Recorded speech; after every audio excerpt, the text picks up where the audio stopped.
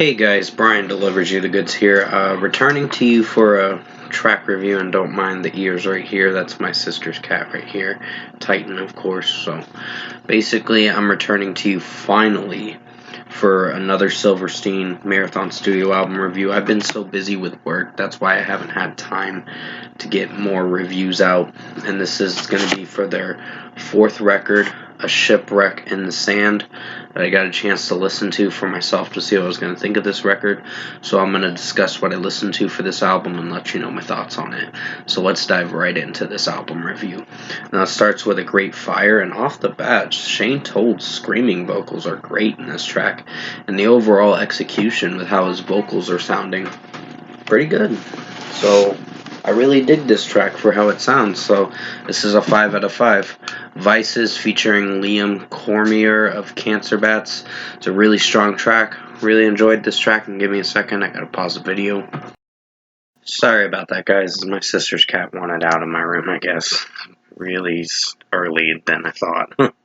So, very indecisive cat, but it's fine. Still 5 out of 5 for Vices. They have a music video for this track, but honestly, this was a great song. So, yeah, 5 out of 5. Broken Stars was a pretty rockin' track. Really enjoyed this track for how it sounded. So, this is another 5 out of 5. Pretty much they bring this down into chapters for this album.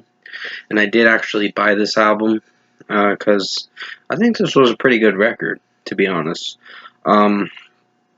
So this is going to be a basic 5 out of 5 for the first chapter, or 10 out of 10 for the first chapter of this, for the first 3 songs. Really enjoyed the first 3 songs. Then comes American Dream after that for chapter 2, Liars, Cheaters, and Thieves, and chapter 1 was It Burns Within Us All. So, yeah, they split it up into chapters and named the chapter titles, basically. So, American Dream was a great track. I really enjoyed Shane Told's vocal performance in this, and I thought I wasn't going to like this at first, but it grew on me, so this is a 5 out of 5. Their Lips Sink Ships is an interlude, mostly, but it's not a bad interlude. It sounds pretty good for how it sounds, so 5 out of 5. I think it's only a minute long, so it's not very long of a interlude, basically. Then comes I Knew I Couldn't Trust You, which is a great track. I really enjoyed this song for how it sounded. So, very amazing track for how Shane Told scream vocals and his clean vocals sound in this track. It executes really well. So, 5 out of 5. Born Dead featuring Scott Wade of Comeback Kid is a great track.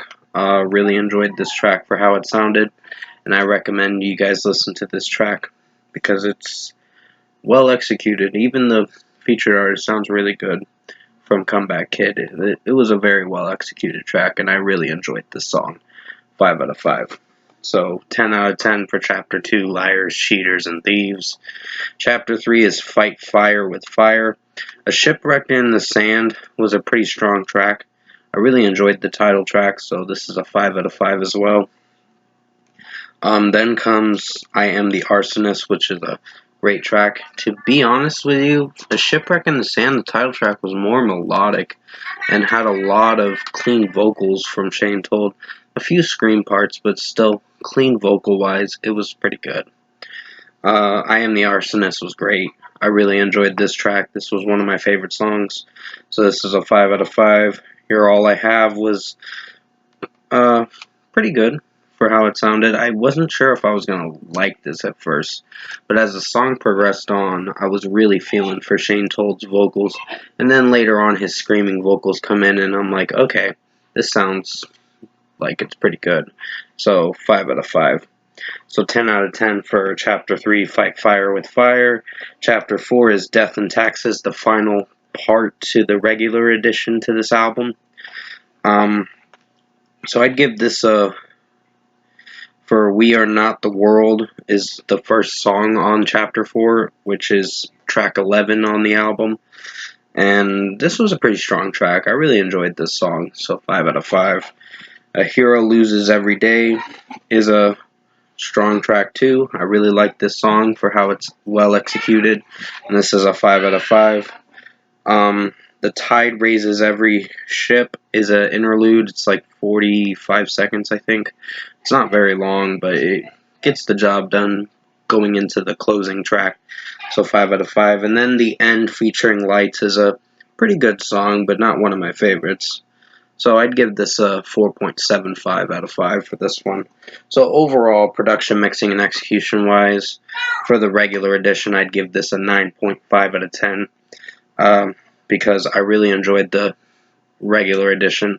I prefer the regular edition because now we're going to talk about the deluxe, which now I will say Help was pretty strong of a song overall, so I really enjoyed that. That's going to get a 5 out of 5.